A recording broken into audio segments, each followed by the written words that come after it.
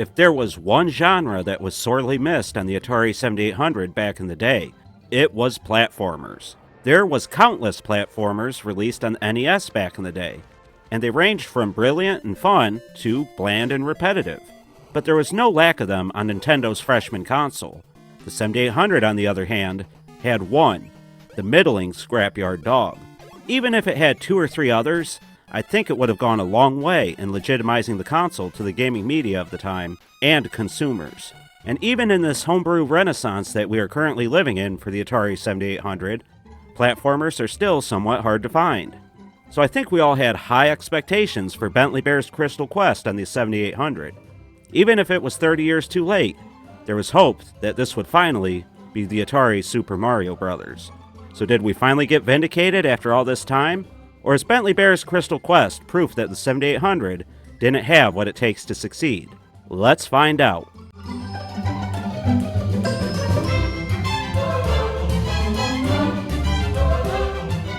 Bentley Bear's Crystal Quest was released in 2014 by AtariAge and was developed by the great and powerful Robert DeCrescenzo.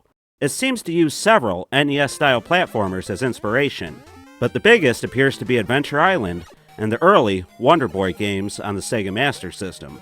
But there are secrets and exploration elements from games like Super Mario Bros., which is nice for adding longevity to Crystal Quest. You also have the constantly draining life of the previously mentioned Adventure Island and Wonder Boy, but it's not as fast as in those games. And instead of various fruits, you have to collect honey pots to keep your health up. Or you can try to fly through the levels fast enough to keep it from being an issue. While you can fly through the levels fairly quickly, at least in 2-button mode, and more on that in a minute, the enemies are enough of a challenge that I couldn't really do it consistently. The early enemies, like the nasty trees and skeletons, don't present much of a challenge, and can be leapt over easily. But it's not long before you encounter gem eaters, who jump at you, bee swarms who approach you from the right and eventually chase you to the left, and coyotes, who react to your movements and button presses in smart ways. Even the zombies can be difficult to dispatch unless you're good at headshots. Overall, I really like the enemy designs and graphics, and they present a fun but fair challenge that increases gradually. Good stuff. As I said, I like the enemy sprites. They look good. And Bentley himself is a little rotund, but cute. The backgrounds start out a little plain for my taste, but it wasn't long before more and more details crept into the scenery, making it more of a pleasure to look at. Well, for a while anyway. You start out by leaving Bentley's cave in the forest, and travel deep within it before venturing into the ocean and some very small islands. Then you travel to a mountain range complete with caves, and all of these locales look great, but once you get to the last 2 worlds, things get decidedly more ugly. The castle levels are harsh on the eyes, and while the final cave levels are better, they are still a step down from the start of the game, at least in my opinion. But overall, the backgrounds and locations are all different and fun, with a few really good-looking secret worlds that I wish weren't so well hidden. And I think now is a good time to bring up the number of rounds in each world. There are roughly 8 rounds for each of the 5 worlds, or levels as this game calls them. And I feel that the number is just too high. The game isn't overly long, and there are warps aplenty, but I couldn't help but to feel that the first world was never going to end during my first time playing. Round 5, Round 6, Round 7, when the heck am I leaving this forest? I don't know, but I think how this is presented could have been done better. And yeah, this is probably a nitpick and nothing that seriously detracts from the game, but I think it's worth bringing up.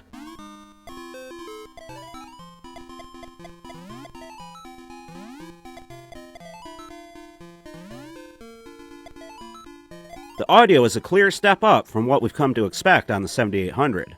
And that's because early versions of this game uses the legendary Pokey audio chip from earlier games like Ball Blazer and Commando. In fact, in the beginning, Ball Blazer carts were harvested for this precious chip. Luckily, we have things like the Hokey today, which allows Ball Blazer carts to reach fans and collectors, rather than sitting in some programmer's home waiting to be harvested. But back to the audio itself, the game uses the classical music that Bentley Bear is known for, and it sounds great. Truly, the music is a high point for the game, and it was wise to include the enhanced sound. The sound effects themselves sound pretty good too, and overall, Bentley Bear's Crystal Quest is an audio treat for the 7800, something that every classic platforming game needs. The wise and powerful Robert DeCrescenzo wanted this game to be accessible to as many people as possible, including those who prefer or only have one-button joysticks. To switch between one-button mode and two-button mode, you need to flip the Player 1 difficulty switch and reset the game for the change to take effect. I highly recommend two-button mode, and you'll know you're in it if up doesn't make your little bear jump. The right button should throw gems when you've collected them, and the left button should make him jump. But the added benefit of the two-button mode is being able to hold down the throw button in order to make him run very fast. And this is a must for the more difficult platforming sections and dealing with the harder enemies. Speaking of platforming, it's done top-notch in Crystal Quest. Our hero is easy to control and everything is as responsive as one would want. Occasionally, when trying to move fast, I would forget to release the throw button in time to use my weapon, but that might be more of a me issue than anything else. Throwing gems is satisfying, and something you'll want to get good at, because outside of the magical hat that you'll find infrequently, it's your only method of defense. At the beginning of the game, and after a game over, you'll need to find the white gem before you can throw any, which seems unnecessary as it's always right in front of you, but it does teach you that you need to find these things. And you'll want to keep an eye out for the blue and especially red gems, because they increase your power substantially. And you'll want to increase in power to retain your lives and get the good ending. You'll also need them in dealing with the end-level boss, Berthilda. She is the boss in every single world, with some difficulty increases in each. Initially, she'll charge at you from the right-hand side of the screen, but eventually you'll also have to deal with huge holes in the ground while battling her, and you'll have to deal with the floating heads too. These floating heads can make battling her very frustrating, not to mention the devastating surprise she has during your very last battle. With just the white gem, it takes forever to take out Berthilda, but with a few blue and red gems, it's much more bearable. Honestly, I find these boss battles to be frustrating and repetitive, and I really end up disliking them by the end of the game. I'm all for challenge, but the only way I could find to beat her is to slowly scroll the screen until she appears, and then staying as far left as I can. This way she couldn't reach me, but I could hit her as she lunged towards me. It would have been nice to have some more variety in who the end bosses were. But we are stuck with just Berthilda, and well, I wish she was just more fun to dispatch. And I think that's most of what I wanted to say about Bentley Bear's Crystal Quest on the Atari 7800.